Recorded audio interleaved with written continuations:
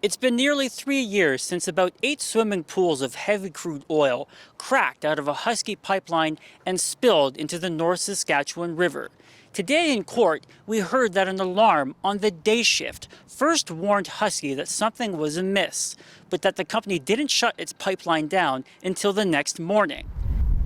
By that point, it was a civilian who first reported the spill to the provincial government. But Husky says things have changed. It says the new pipeline it's installed to replace the one that cracked will be protected against the kind of ground slumping that caused the 2016 rupture.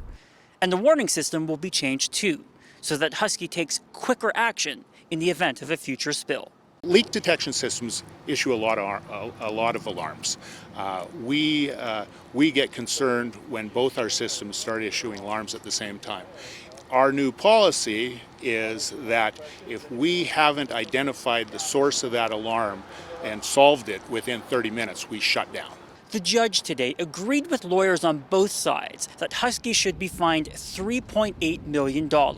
Some of that will go to protect fish and bird habitats in Saskatchewan, the very ecosystems that were affected by the spill. The judge said Husky took full responsibility for what happened. Had they chosen to turn off that pipeline on the afternoon of July 20th, 2016, a lot of this could have been avoided, obviously. The costs, the prosecution, the investigation.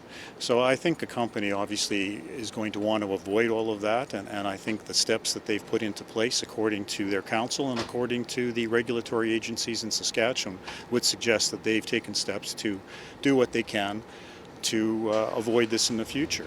All in all, for a company that made more than $100 million in profits in just the first quarter of 2019 alone, today could have been a lot worse. Husky was originally facing a total of 10 charges. That was dropped down to 3, however, after Husky came forward and agreed to plead guilty to the more major offenses. Still, as even Husky itself admitted, there's no denying that the reputation of Saskatchewan's oil industry took a hit after the spill. Guy Kenville, CBC News, Lloydminster.